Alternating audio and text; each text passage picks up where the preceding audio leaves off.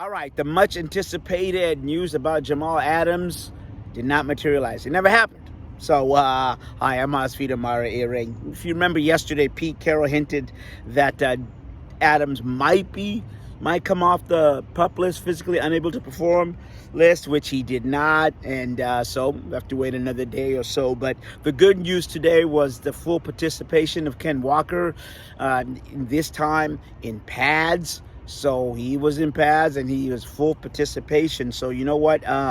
Let's go to the B-roll and hear from Ken Walker and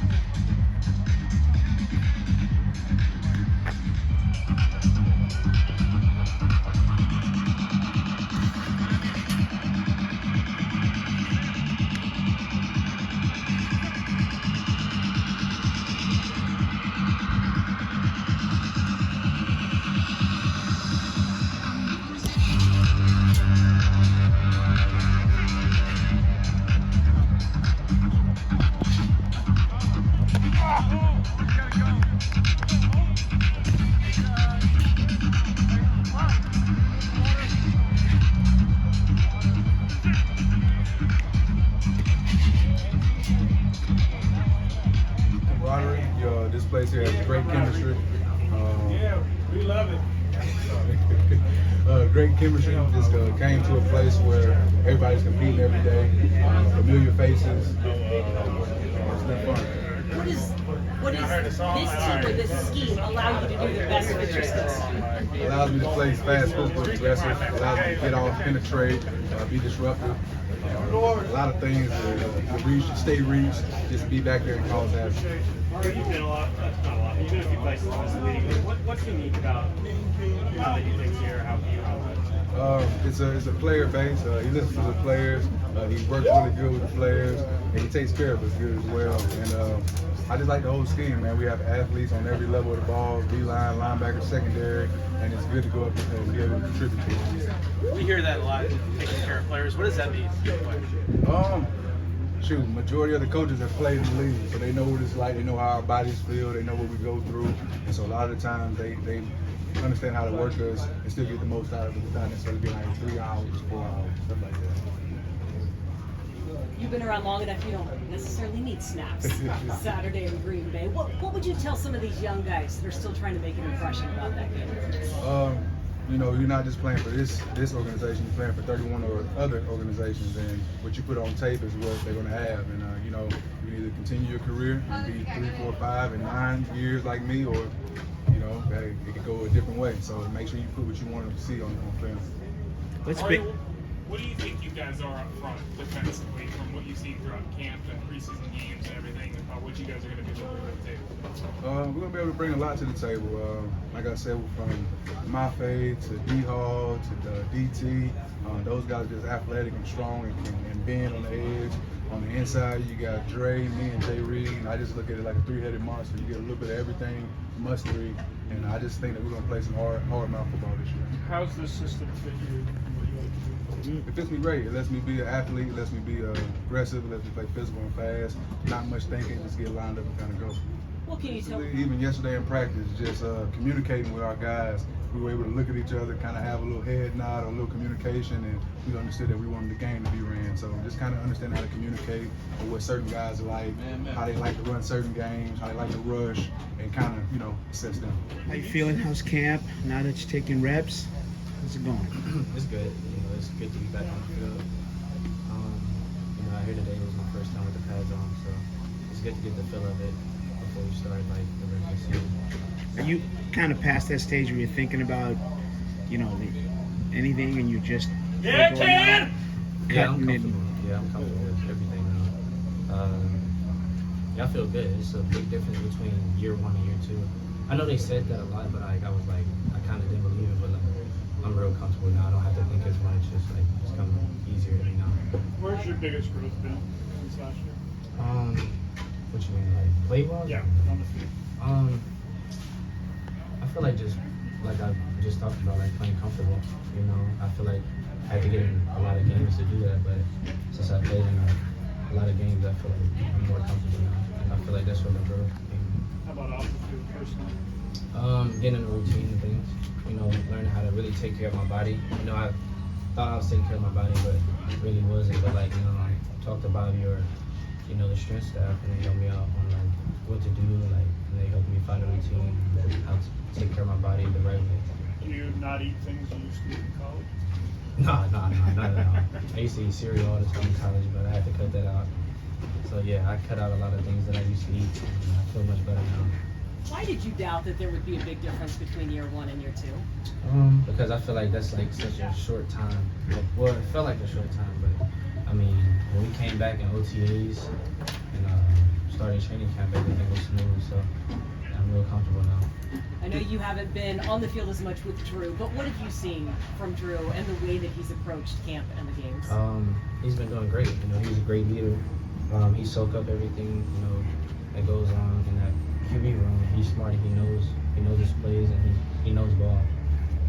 Last year, obviously, like Rashad was here and things like that. Do you feel sort of like the leader of the running back room now, or like you're the guy? Yeah, yeah, I do. I feel like I kind of feel how Penny feels now about me. You know, he always wanted to see me do good, and so you know how Zach got here, and K-Mac got here. I always want to see them do good and help them in the best way I can.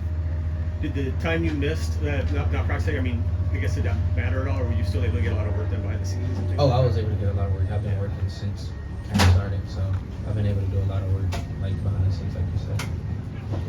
And what have been your thoughts on Zach, getting a chance to watch him get up to speed, the type of game he brings to the table? Yeah, he's great. He came in and it seemed like he was like, he's on top of everything. He knows his plays, he knows what to do, and he runs hard, and it's exciting. He get me excited when I see him run.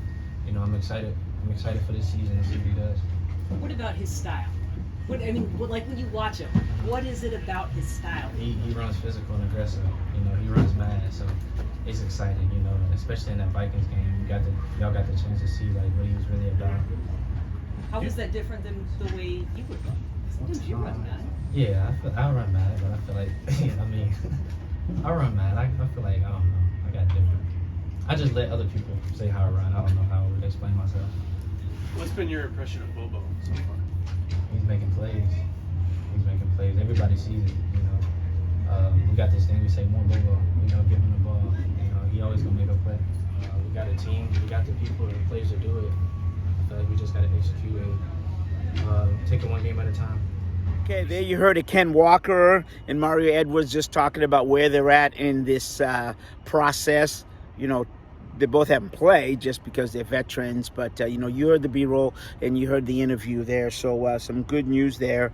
Practice notes, I'll say Abe Lucas did not practice for a second consecutive day. If you remember from yesterday's broadcast, if you will, Pete Carroll said that, Abe Lucas sat out the day before because of camp knee. Well, we're in day 2 of Abe Lucas's camp knee, so we'll see. Just might not be might not be anything, but just something to note. So non-practice participants today: Cody Thompson, Jamal Adams, Vi Jones, Darrell Taylor, Ken McIntosh. Jarran Reed is probably, and I would also say Jarran Reed and Joey Hunt are the two that from yesterday. Jarran Reed is a surprise. We don't know, but it's just a day, so could be Veterans Day off. Joey Hunt, as I said yesterday, he had that knee. He had ice on his knee after a play, came out and just watched the rest of practice. So again, we don't really know. Just have to wait and see. But that I'm just telling you who did not practice, and we'll kind of wait and see the day after tomorrow and see if Joey Hunt participates or not. I doubt Jarran Reed would play in the Green Bay game, but we'll see. Other quick defensive notes. Well, I should say Miles Adams stepped in for Jarran Reed when he was playing with the ones. Tariq Woolen had a couple plays where he was beat today, and Quandre Diggs was not happy about it. He let him know. And why I'm bringing that up is just kind of a snapshot of, how the intensity of practice and that whole concept of good to great, because that's just, when you hear Pete and the team talk about competition, that's exactly what it is. Every play, every drill, they do want to make sure that they win. So Jay Kern stepped in a tackle for Lucas right guard, along with Phil Haynes, who was a tackle, obviously. Rest of the O-line was unchanged. Evan Brown at center, Damian Lewis and Charles Cross on the left side. Play-wise, it was another good day for Jake Bobo. You heard Ken Walker talk about Mo Bobo there. It's just the mantra that they have here. The play I'm specifically, Drew Lock went back, passed the ball. Bobby Wagner skied up there, tipped the ball, and Lord and behold, it went right into Jake Bobo's hands. And he caught it for a first down, and Bobby Wagner just kind of shook his head and said, didn't say anything about it, actually. So another interesting drill I'll have you kind of tell you about. This is the tight ends against the defensive backs, the safeties. And it's more of like from a 10-yard, drill where the tight end is supposed to try to shield the DB because of the height and everything else and catch the ball. And man, oh man, that the tight ends won all 4 reps. That is, Will Dissly beat Julian Love, Colby Parkinson beat Quandre Diggs barely, Noah Fant beat Joey Blunt, and Telemarber beat Ty O'Carter. So again, that's just giving you something different just in terms of those drill. And it was a clean sweep, that is. And today, really, that's all that happened in practice. I think everybody took the step forward. Seahawks have another practice tomorrow.